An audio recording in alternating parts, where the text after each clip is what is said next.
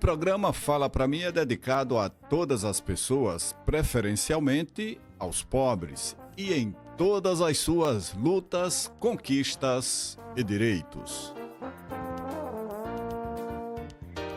Os pobres sempre foram maioria, mas os pobres também sempre foram alienados, desorganizados, de modo que sejam dominados pela grande minoria que detém o poder econômico.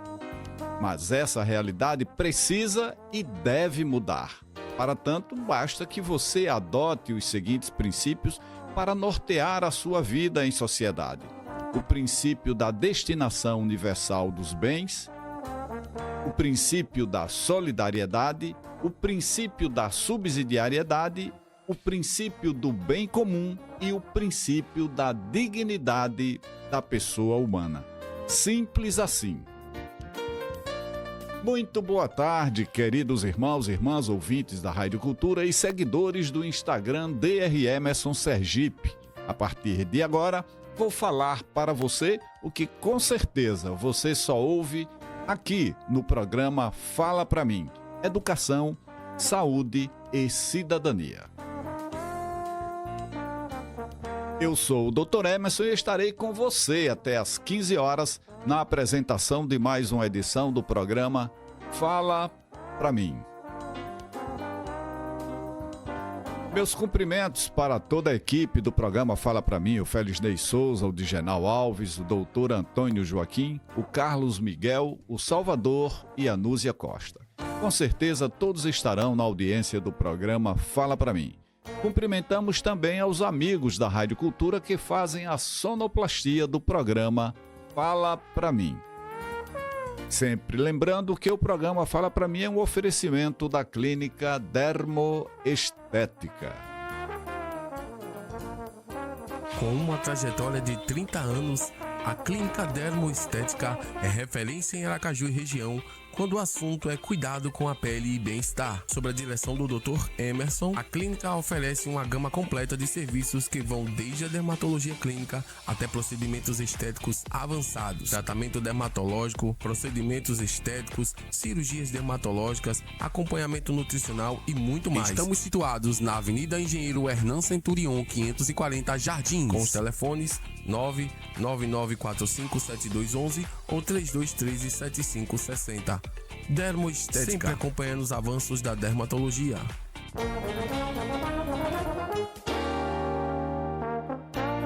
O programa Fala Pra Mim também é oferecimento da Apis Tecnologia e Comunicação Condominial. Conheça a Apis Tecnologia, segurança e inovação para o seu condomínio ou empresa. A Apis Tecnologia é referência em solução moderna para segurança e gestão condominial em todo o Brasil. Uma empresa genuinamente sergipana com diversos serviços: portaria remota, monitoramento completo à distância, portaria smart, a evolução de uma portaria com sistema automatizado inteligente, controle de acesso, entrada e saída de moradores, visitantes e veículos com muito mais controle e interfone virtual. Com a Apis, a comunicação entre moradores, visitantes e portaria acontece direto pelo celular. Estamos situados na Avenida Governador Paulo Barreto de Menezes, número 682, aqui na 13 de julho. Apis, tecnologia e inovação na ponta da sua mão.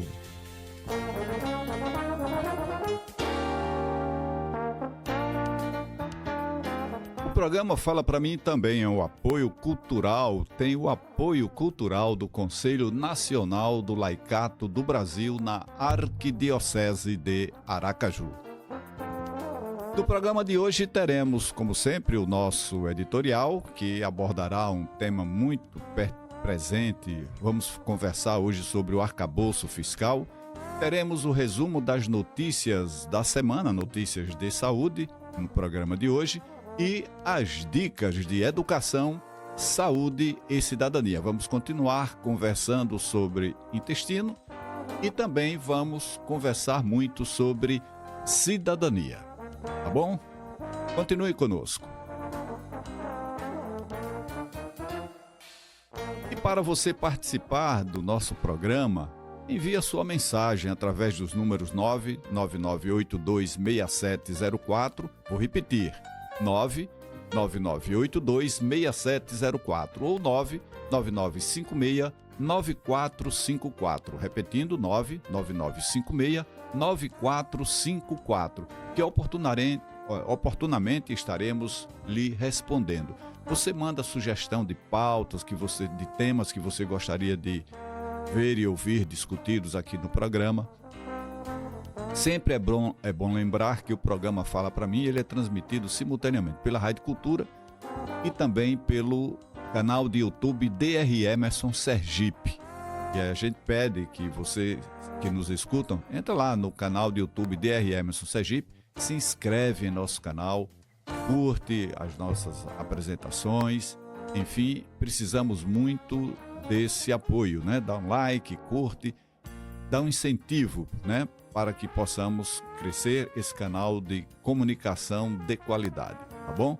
Então, importante, interajam, comuniquem conosco, sugiram pautas, façam perguntas e a gente oportunamente aqui vai respondendo, tá bom? E a partir de agora teremos o nosso editorial. Fala Pra Mim. Fala Pra Mim. Editorial.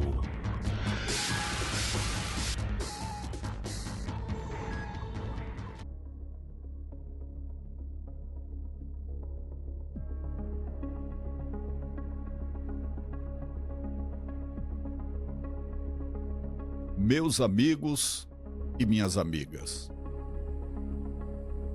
Com certeza, muitas vezes e há muito tempo, vocês já ouviram a frase, abre aspas, primeiro vamos esperar o bolo crescer para depois dividi-lo. O tempo passa e esse bolo nunca é dividido, e a quantidade de pessoas empobrecidas só aumenta. Vocês também ouvem muito nos noticiários as palavras superávit, PIB, mas as suas contas só estão em déficit e o PIB não melhora a sua vida. Outras palavras que fazem muito mal à grande maioria do povo brasileiro, e aqui, claro, falo que fazem mal aos empobrecidos, estou me referindo ao teto de gastos e ao arcabouço fiscal. A grande mídia distorce o significado dessas frases do economês, de modo que a população não entenda. Mas aqui no Fala Pra Mim, a gente fala para você sobre a perversidade e o objetivo obsceno dessas medidas macroeconômicas impostas pelo Banco Central, hoje uma autarquia independente do governo e totalmente submissa aos interesses dos grandes bancos privados.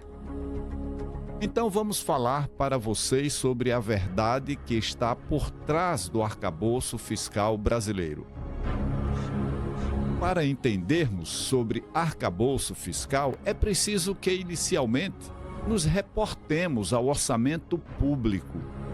E orçamento nada mais é do que o somatório de todas as receitas, de todo o dinheiro que os governos dispõem para custear as despesas. Tudo claro? Sim.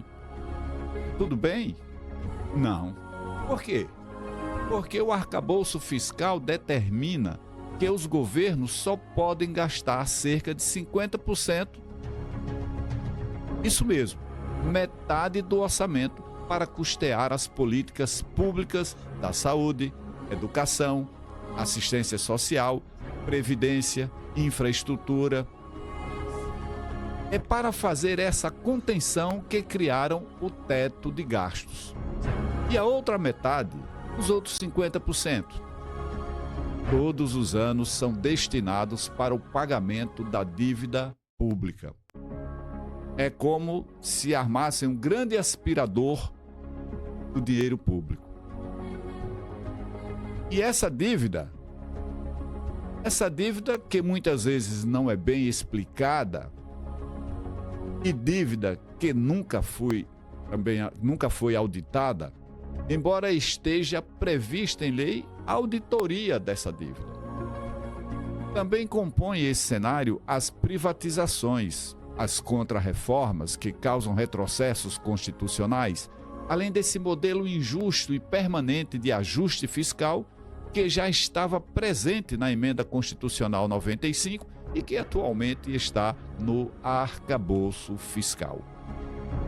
Faz muito tempo, portanto, que a política macroeconômica brasileira montou esse grande aspirador que consome metade do orçamento brasileiro anualmente. E esse cenário só muda, ou só mudará, quando tivermos governos que defendam a soberania nacional, que defendam a democracia, quando tivermos parlamentares comprometidos com o povo, que representem o povo, e não um parlamento de inimigos do povo como temos hoje. Nesse confronto, de um lado estão os super ricos, menos de 1% da população, que controla a grande mídia, controla os vereadores, controla os deputados, os senadores e também o Banco Central. Do outro lado está o povo. E aqui vão as perguntas que não querem calar. Quais são os interesses? Quais são os desejos? Quais as necessidades desse povo que silenciam? Quem vai representá-lo? E quem vai lutar por esse povo? Pense nisso. A partir de agora, teremos o resumo das notícias da semana. Fala pra mim. Fala pra mim. Notícias do dia.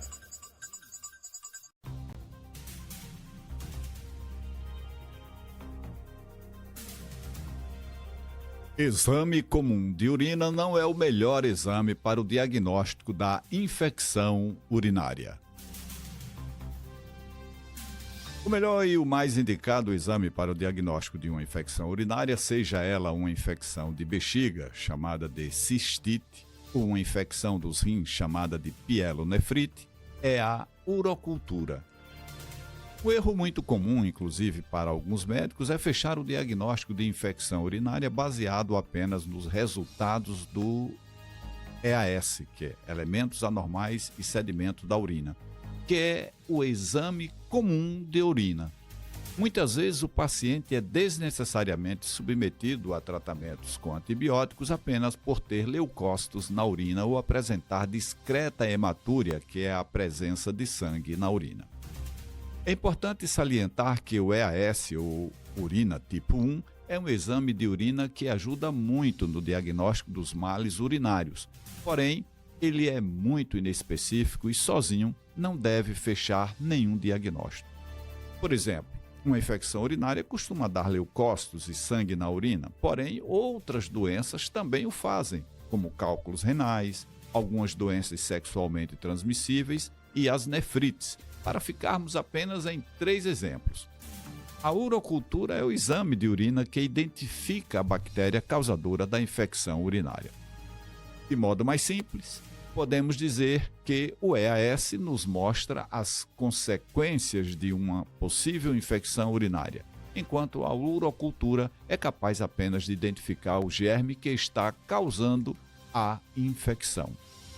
A urocultura, também chamada de urinocultura ou cultura de urina, é o exame de urina que identifica a presença de bactérias. Como os rins e a bexiga são locais estéreis, ou seja, sem micróbios presentes, a identificação de uma bactéria na urina costuma ser um forte indicador de uma infecção urinária. É importante salientar, porém, que nem sempre a presença de bactérias indica uma infecção ativa. Algumas delas podem colonizar a uretra e a bexiga sem necessariamente causar doença.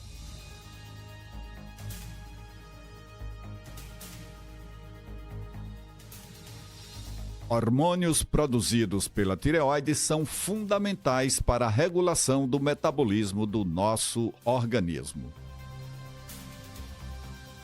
A tireoide é uma glândula em forma de borboleta que se localiza na base do pescoço. A tireoide capta o iodo consumido nos alimentos e o junta a um aminoácido chamado tirosina para criar 2 hormônios, conhecidos como triodotironina, o T3, e tiroxina, o T4.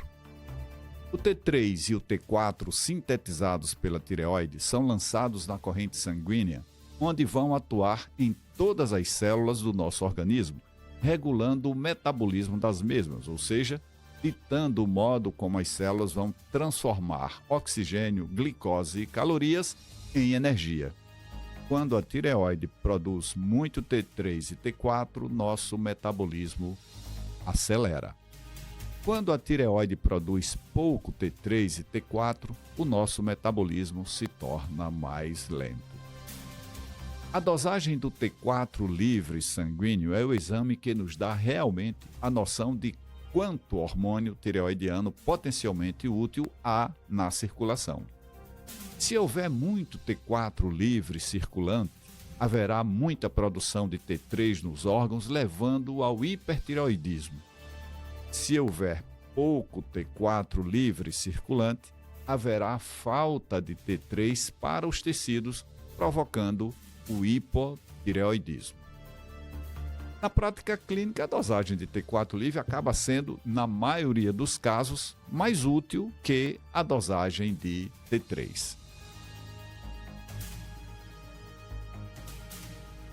Dados de 2023 registram média de 165 internações por dia no sistema público de saúde para casos de trombose venosa. Trombose é a formação de um coágulo de sangue chamado trombo dentro de um vaso sanguíneo que pode obstruir parcial ou totalmente o fluxo sanguíneo. A trombose pode ocorrer em artérias, sendo assim chamada de trombose arterial, ou em veias, o que é chamado de trombose venosa. A forma mais comum de trombose é a trombose venosa profunda dos membros inferiores. Já as tromboses arteriais mais comuns são o infarto do miocárdio e o acidente vascular cerebral, o AVC. São fatores de risco para a trombose venosa. A imobilidade prolongada, cirurgias recentes, uso de contraceptivos hormonais ou terapia de reposição hormonal, gravidez e período pós-parto, câncer ou tratamentos para câncer, histórico familiar de trombose, obesidade, tabagismo, insuficiência cardíaca ou outras doenças cardiovasculares. Para a trombose arterial, os fatores de risco são hipertensão arterial, colesterol alto, diabetes mellitus, tabagismo, obesidade, sedentarismo, dieta rica em gorduras saturadas e trans, histórico familiar de doenças cardiovasculares e idade avançada. E aqui encerramos as notícias do Fala Pra Mim. E a partir de agora teremos as nossas dicas de saúde. Fala pra mim, dicas de saúde.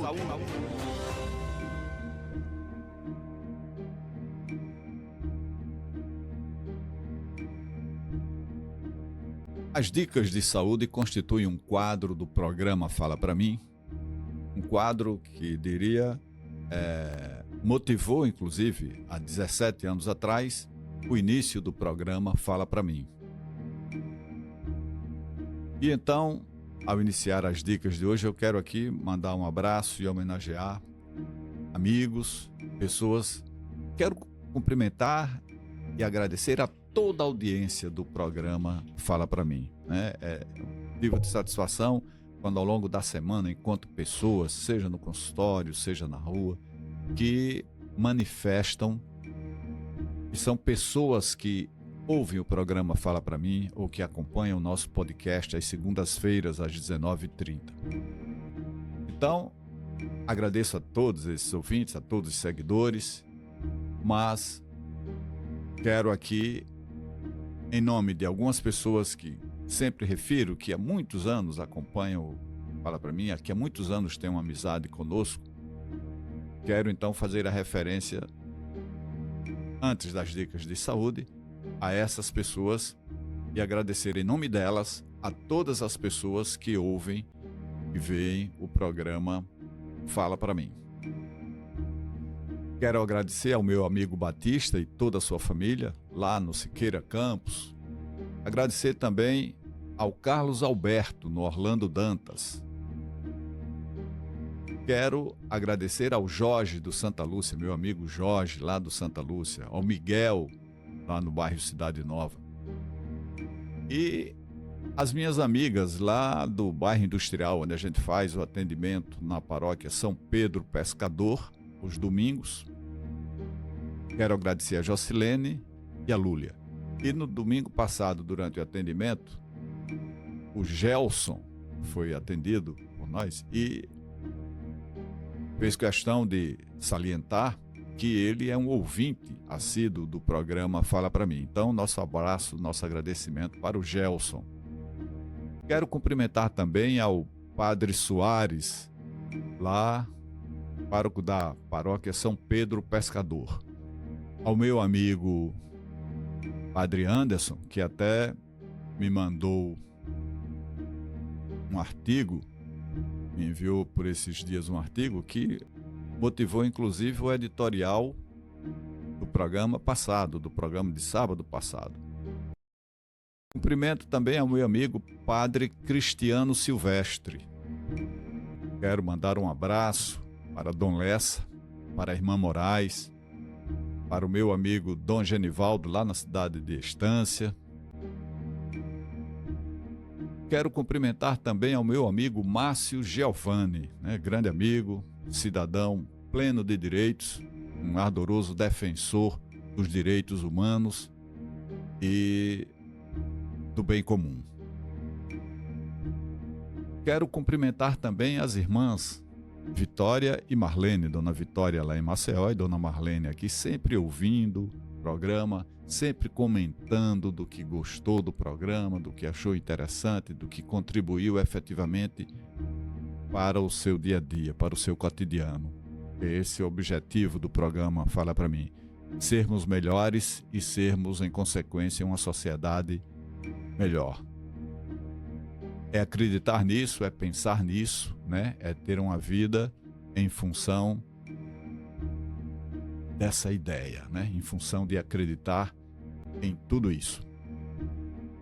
Então, o nosso agradecimento a todos esses nossos amigos, O Jorge do Santa Lúcia, ele sempre durante a semana me manda artigos, a gente troca ideias, conversa através das redes sociais. Grande abraço para o Jorge do Santa Lúcia.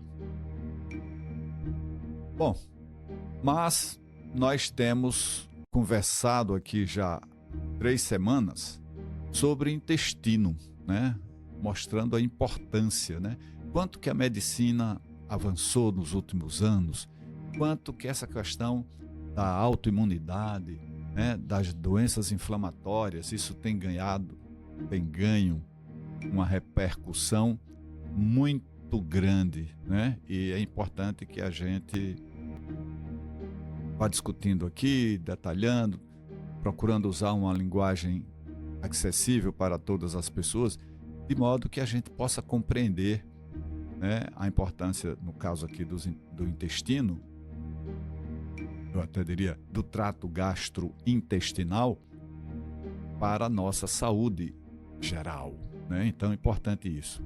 Então hoje nós vamos conversar na nossa dica de saúde sobre o intestino permeável e as intolerâncias. Você já ouviu falar em intestino permeável? Talvez não seja um termo tão comum, mas nos últimos anos tem sido cada vez mais discutido no campo da saúde e bem-estar. Entender o que é um intestino permeável e como tratá-lo pode ser crucial para melhorar nossa saúde digestiva e nossa saúde geral. Então vamos iniciar a nossa dica de saúde falando para você o que é intestino permeável. De modo geral, o intestino permeável, também conhecido como síndrome do intestino permeável ou hiperpermeabilidade intestinal, refere-se a uma condição na qual a parede intestinal torna-se mais porosa do que o normal. As células que revestem o intestino são unidas firmemente, formando uma barreira que controla a passagem de substâncias digeridas para a corrente sanguínea. No entanto, quando essa barreira fica comprometida, podem ocorrer problemas. Uma única camada de células separa o conteúdo intestinal, incluindo toda a microbiota que ali vive,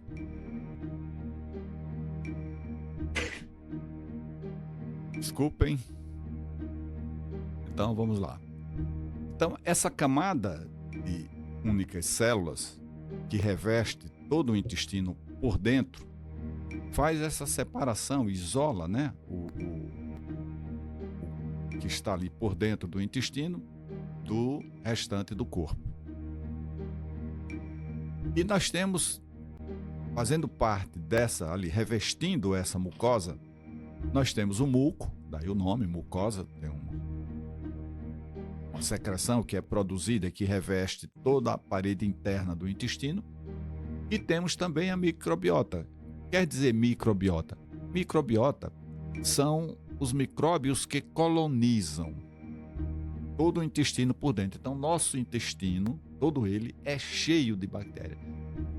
Uma quantidade enorme de bactérias. Mas bactérias, vamos dizer assim, boas, bactérias que ajudam a nossa saúde. É importante para a nossa vida que existam essas bactérias e elas exercem um papel de simbiose, né, de troca de favores. Elas se beneficiam por estarem ali no nosso intestino e, ao mesmo tempo, também beneficiam o nosso organismo, né? Quando a pessoa é infectada por uma bactéria estranha a essas, uma bactéria que tem potencial de produzir doença e chega no intestino, aí vai desequilibrar tudo isso, tá? Mas o intestino, ele precisa estar colonizado por essas bactérias boas, né? Isso é bom para a nossa saúde. Bom, e entre estas células, há pequenas passagens que permitem o acesso direto à corrente sanguínea. É como existissem porosidades, através das quais o conteúdo que é absorvido, por exemplo, no processo de digestão, aquilo do alimento que interessa passar para a corrente sanguínea, passa através desses poros. Então, importante entender isso, quando a gente está falando aqui de permeabilidade do intestino, é por estas passagens que o organismo se comunica fisicamente com o interior do intestino. Por exemplo, quando há uma alta concentração de substâncias tóxicas que precisa ser diluída, ou quando há adesão de bactérias indesejáveis, bactérias ruins ao epitélio intestinal, essas passagens se abrem para que o corpo possa injetar água no interior do intestino para promover uma lavagem, como é o caso das diarreias, né? Então, pode passar líquido para o interior da luz intestinal e é dessa situação que temos as diarreias. Então, veja que é uma passagem bidirecional, né? Por esses poros podem substâncias e às vezes até micro-organismos passarem para entrarem na corrente sanguínea, como podem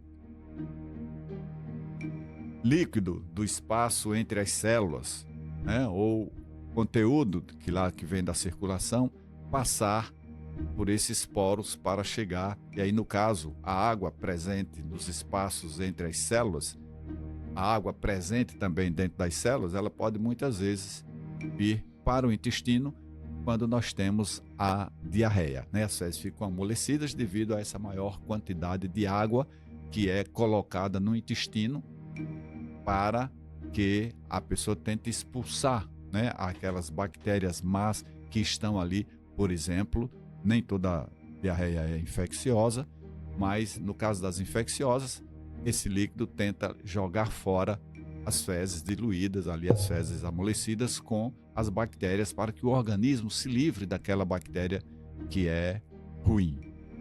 Então, a adesão de bactérias à parede intestinal só acontece quando ocorre a diminuição das defesas da parede intestinal, porque há uma tolerância para as bactérias boas. As bactérias boas podem ficar ali, mas quando vem uma bactéria ruim, é preciso, para que essa bactéria possa produzir doença, que ela possa aderir, que ela se grude, vamos dizer assim, na parede intestinal, tem uma adesão à parede celular.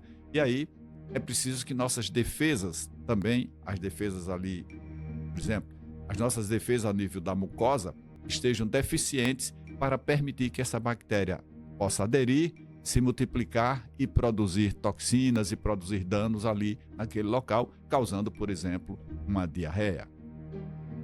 Então, quando há disbiose da microbiota, ou seja, disbiose é quando há uma alteração, aquelas bactérias boas são diminuídas relativamente e vem, já a diminuição das bactérias boas, da microbiota, daquelas bactérias que estão ali e nos fazem bem, quando elas diminuem de quanto, por exemplo, quando a pessoa usa um antibiótico.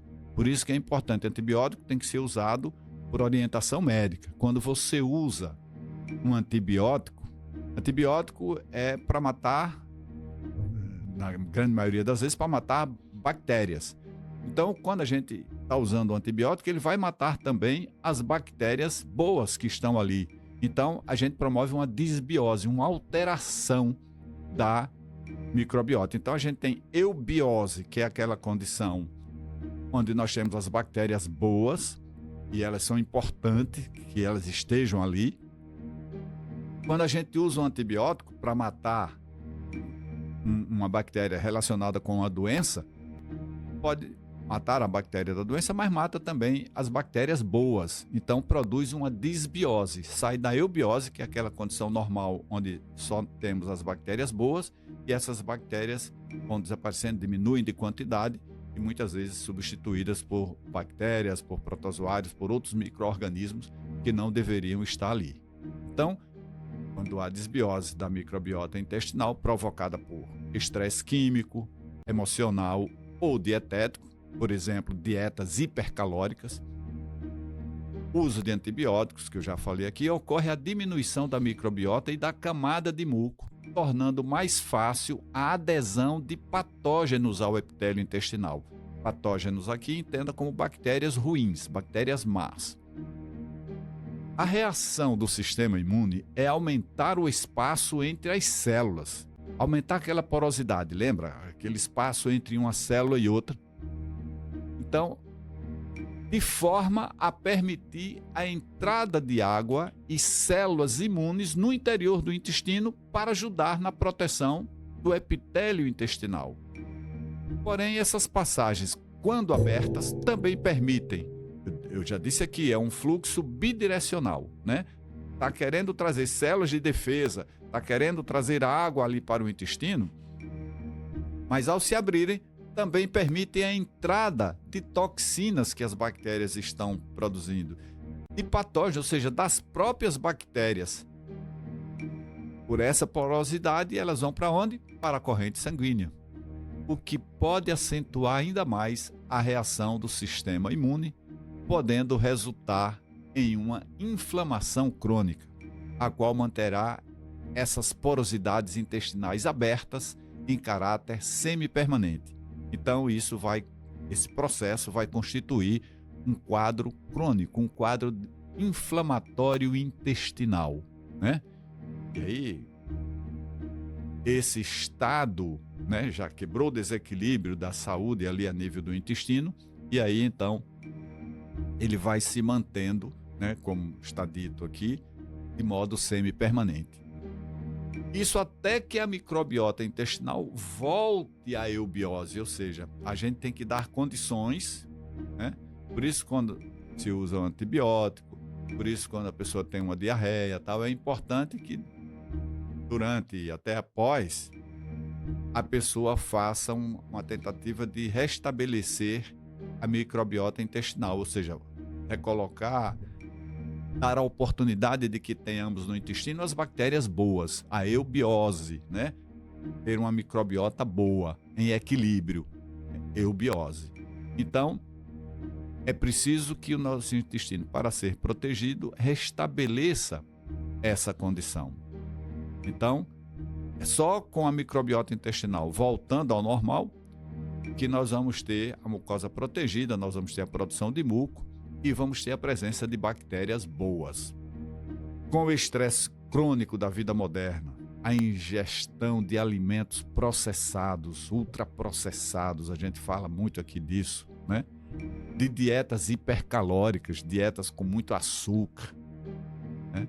Nós temos também dietas com muito sal, mas aqui especificamente nesse sentido, as dietas hipercalóricas que vão facilitar a colonização por bactérias e aí vai facilitar, inclusive, colonização por bactérias ruins.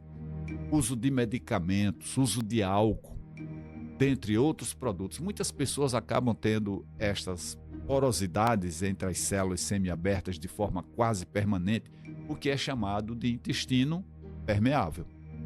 Quando o intestino fica permeável, há a possibilidade de que uma proteína, por exemplo, do glúten, chamada gliadina, ou partes das paredes celulares de bactérias gram-negativas, acessem a corrente sanguínea. Passando ali pela porosidade, vão para a corrente sanguínea e vão causar problema na nossa saúde, exacerbando a reação do sistema imune e causando desconfortos, tais como os que ocorrem nas intolerâncias ao glúten e nas intolerâncias a outros alimentos.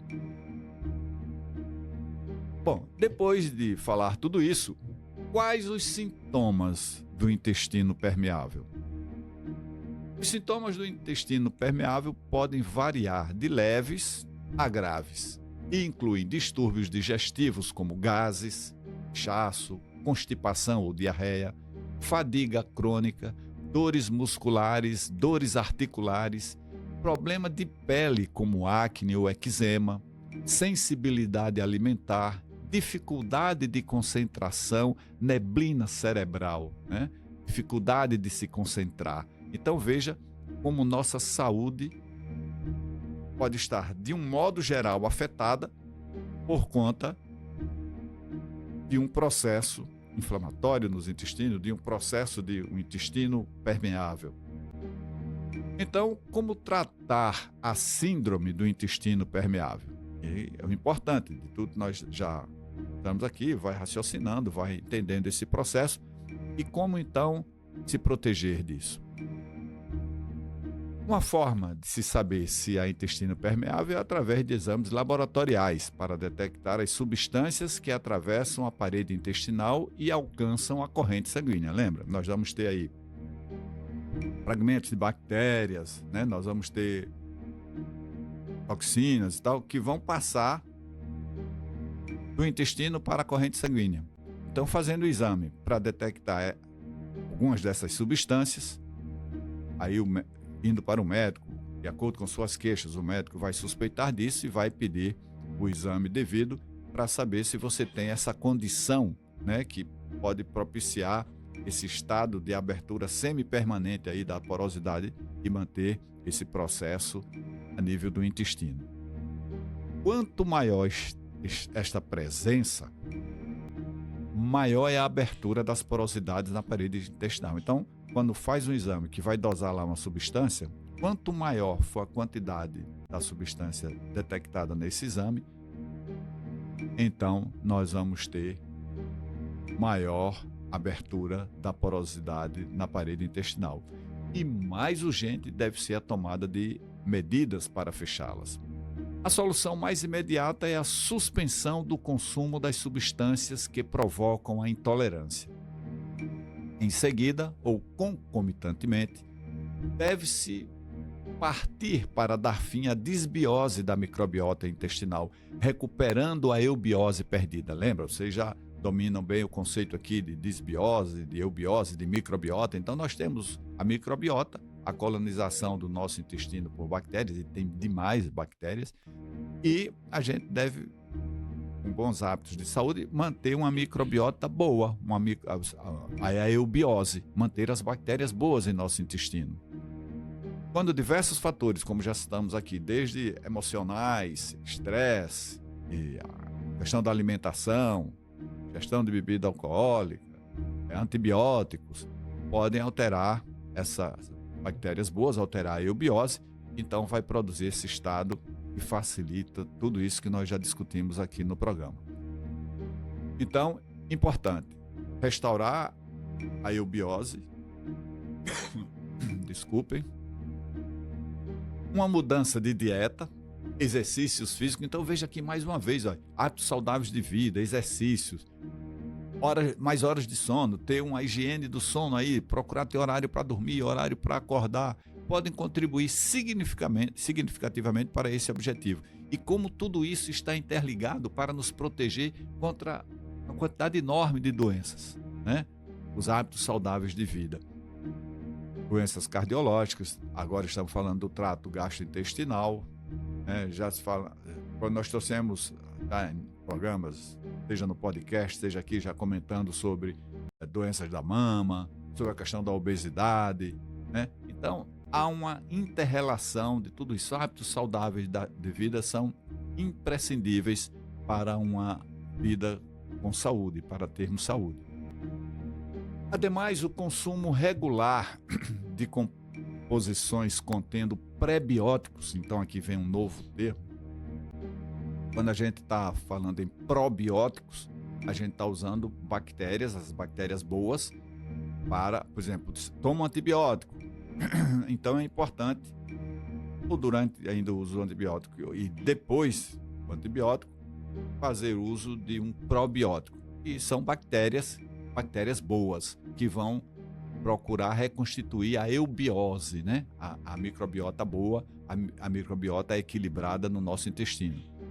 Mas existem alimentos, vamos dizer assim, existe o que nós chamamos de prebióticos, como o F1LL1. O prebiótico, nós estamos, ao falarmos de prebiótico, estamos falando de fibras, né? Então, importante que tenhamos uma alimentação com fibras, que ela vai ajudar então nesse processo da eubiose, mas podem ser usados prebióticos, aquelas condições de pessoa convalescente, de pessoa que usa antibiótico e tal, essas coisas todas. Então nós vamos usar esses prebióticos, que são fibras, que vão ajudar bastante. Por quê? Teve um experimento realizado na Faculdade de Medicina da USP, que mostrou que voluntários portadores de microbiotas disbióticas, ou seja, alteradas, conseguiram reverter a disbiose em 90 dias e atingiram um padrão ouro de eubiose aos 180 dias. Então vale destacar que essas pessoas consumiram uma composição de prebióticos semelhante a F1LL1, mas silimarina. Mas mesmo sem mudança de dietas ou de hábitos de vida.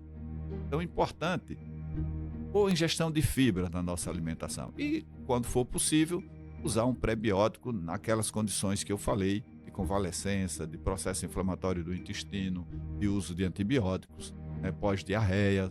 Então, usar para que a gente reconstitua o mais brevemente possível a microbiota intestinal.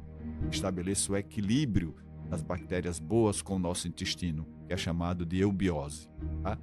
Então, concluindo a nossa dica de saúde de hoje, como você pode perceber, o intestino permeável é uma condição que pode afetar significativamente a saúde digestiva e geral.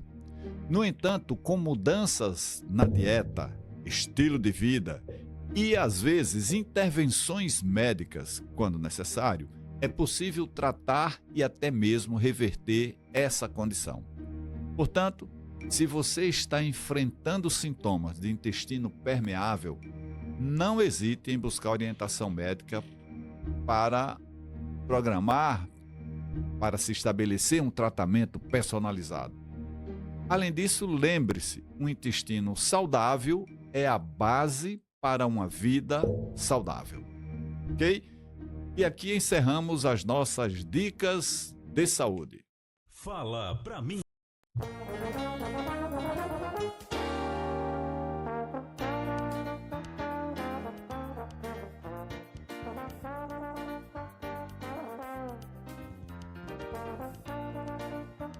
E agora a nossa dica de cidadania.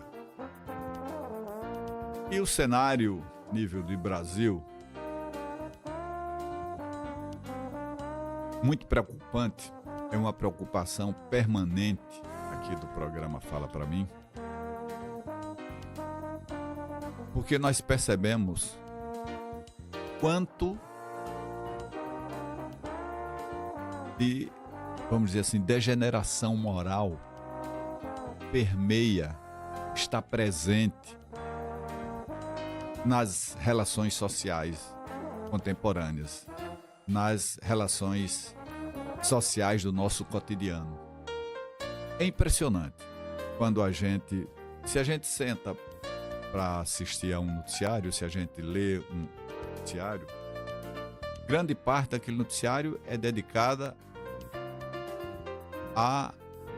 aos crimes em todos os aspectos.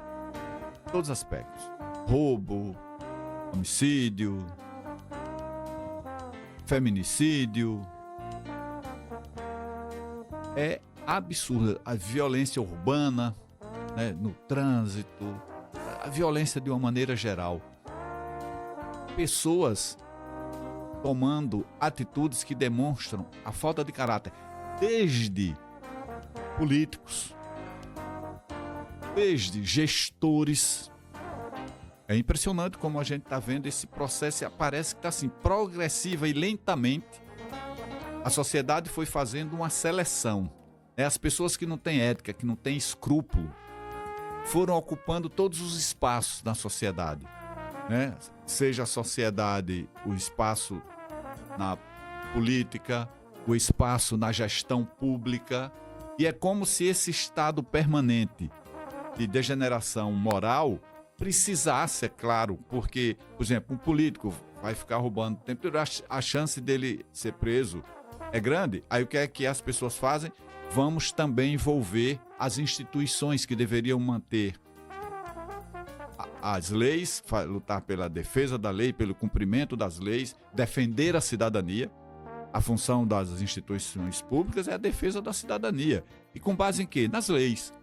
Então, a sensação para mim é de que essa condição precisa de ter uma conivência com as instituições. Então a gente vê todo dia aí policiais envolvidos com crime organizado, né, envolvidos com roubo.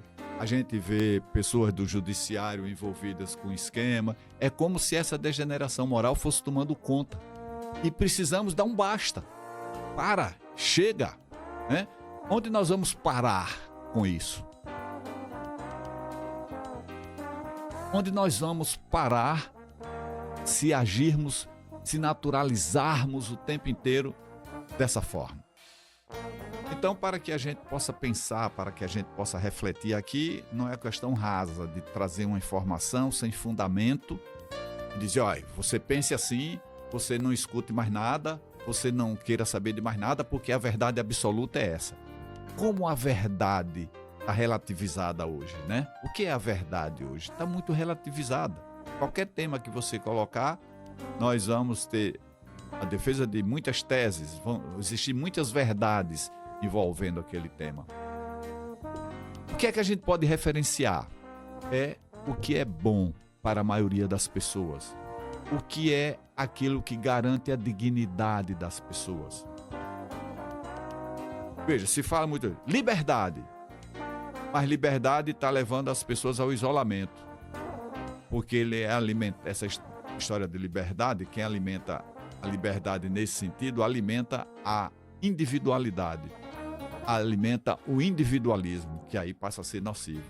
Então, o individualismo, o egoísmo social, as pessoas que só pensam nelas, e vale tudo nesse cenário, né? Vale tudo para que eu consiga o que eu quero, né? Não é dentro do respeito às relações sociais, ao diálogo afetuoso, não é respeitando, né, a boa ética, respeitando a moral, que nós vamos estabelecer essa relação.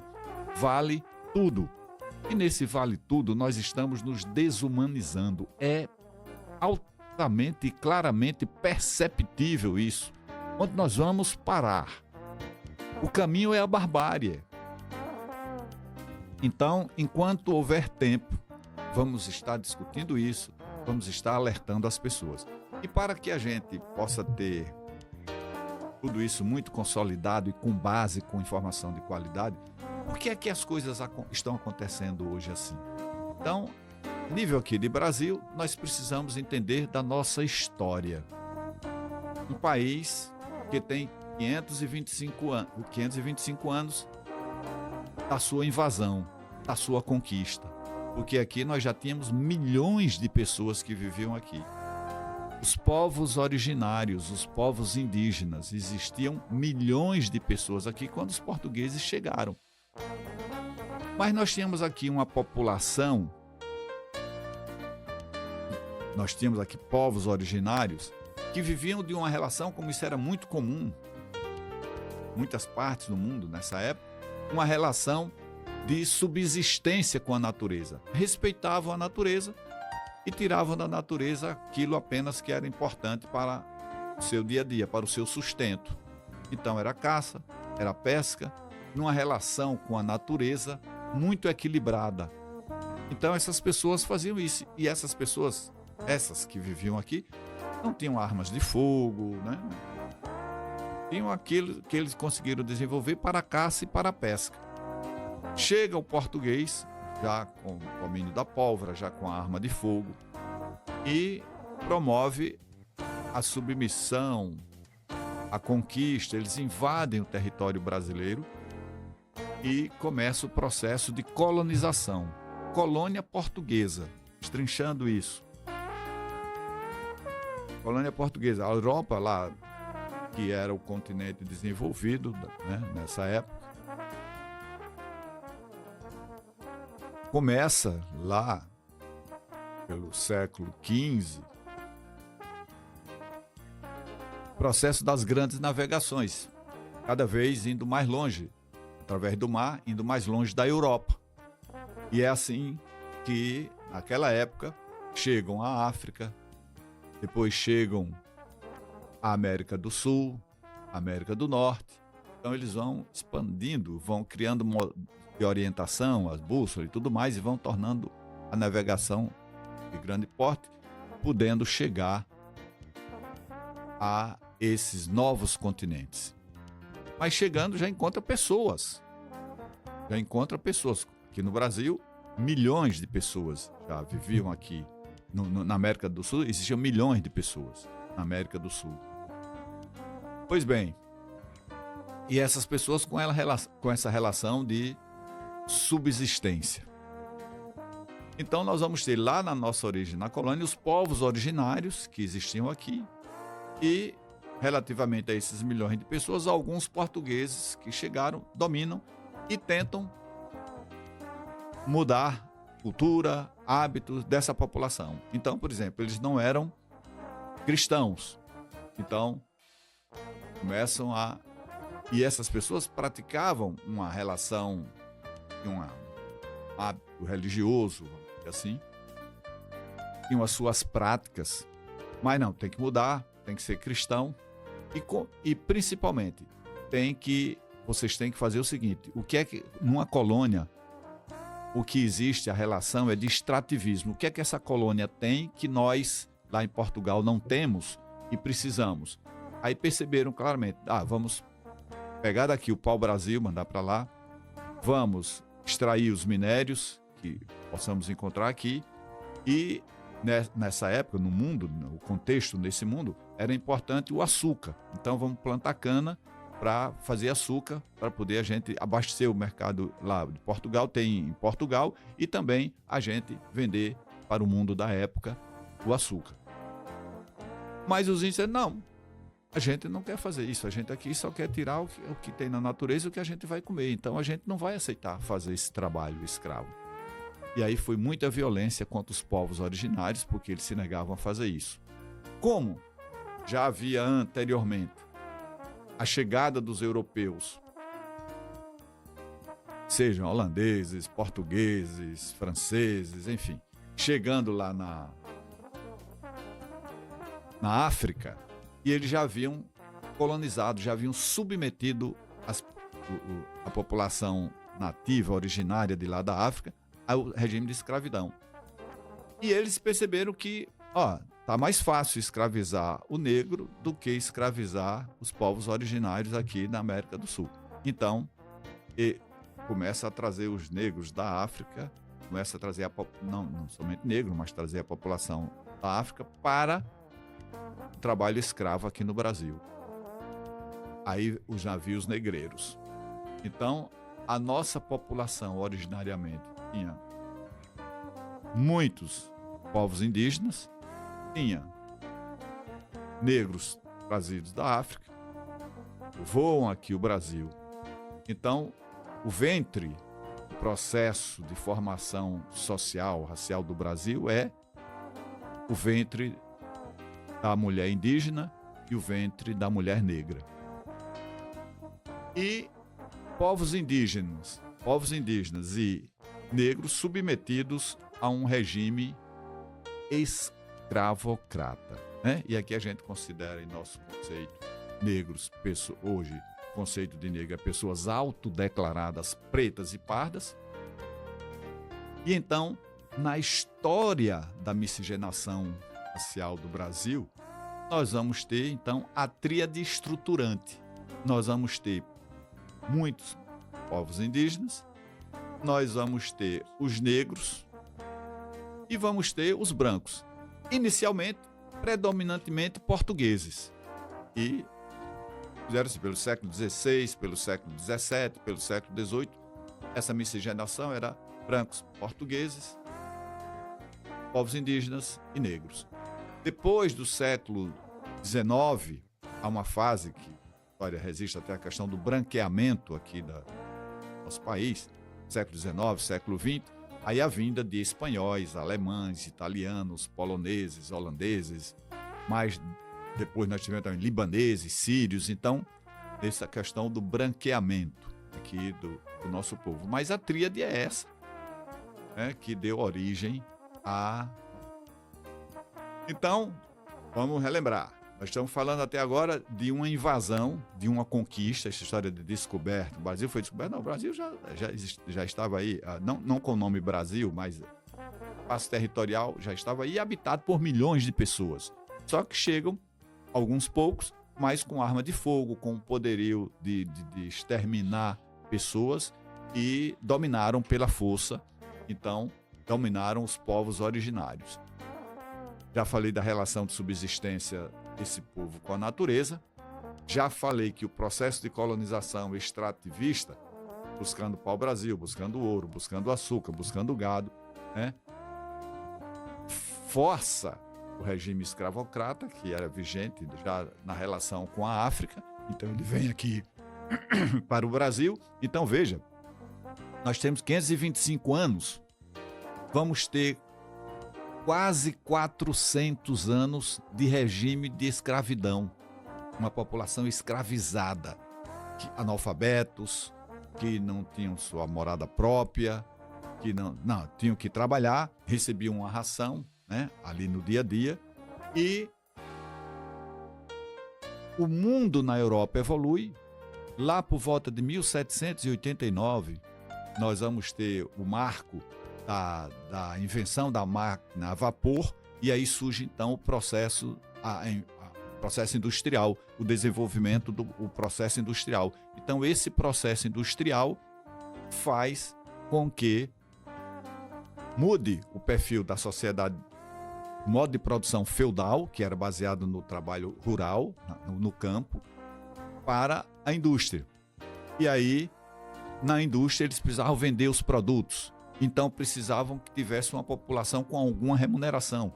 E a população escravizada não tinha essa remuneração.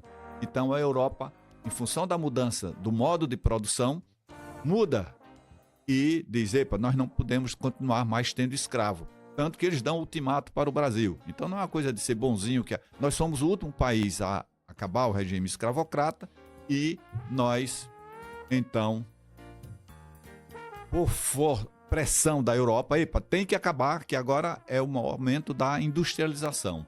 Então surge o capitalismo mercantil, o capitalismo industrial, e que força que surjam as fábricas e que se acabe com o trabalho escravo. Então os escravos foram libertos, analfabetos, sem ter onde morar, né? Sem ter a mínima condição, nesse contexto. Por isso que nós temos esse perfil ainda estruturante, né? E tem a história do homem cordial aqui no Brasil, né? Aquela coisa de amenizar os malefícios desse momento de evolução social, porque as relações sociais no Brasil, elas eram perpassadas, elas eram constituídas pelo patriarcado, então a figura centralizada do homem, a mulher do lar, a mulher para procriar, tomar conta dos filhos, e o homem como provedor, e uma família patriarcal, né? Que durante muitos séculos predomina isso, consequentemente machista, violenta, né?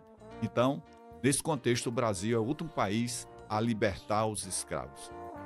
Alfabetos, sem moradia e sem emprego, e lembrando sempre, por uma imposição da Europa diante do processo de industrialização. Então, o cenário do modo de produção, sai o escravo e entra o operário, mas veja que essa transição, nós temos quase 400 anos, temos 100 e poucos anos que a gente vive sem isso, e claro que ainda tem resquícios, tem estrutura, né, estruturante desse regime escravocrata. Não é à toa que, muito frequentemente, a gente encontra pessoas em regime de trabalho semelhante ao da escravidão. Então, o que fica evidente nesse cenário é que o poder econômico controla todos os demais poderes: político, executivo, legislativo, judiciário, da comunicação. Então, em cada momento da nossa vida, vai havendo esse controle. Então, nós vamos parar por aqui, estamos chegando ao final do nosso programa e na próxima semana a gente vai continuar com essa pegada, né? Relembra esse processo histórico e vamos levando isso para o mundo de hoje, onde nós vamos fazer muita discussão. Estado democrático de privilégio ou Estado democrático de direitos? Pobres ou empobrecidos? Alienação midiática e o domínio do poder econômico. Então, vamos estar conversando sobre tudo isso na próxima semana. Fica aqui o convite, tá? Na próxima segunda tem o nosso podcast Fala Pra Mim. O nosso convidado será... O convidado foi o professor Osman Santos e será o entrevistado.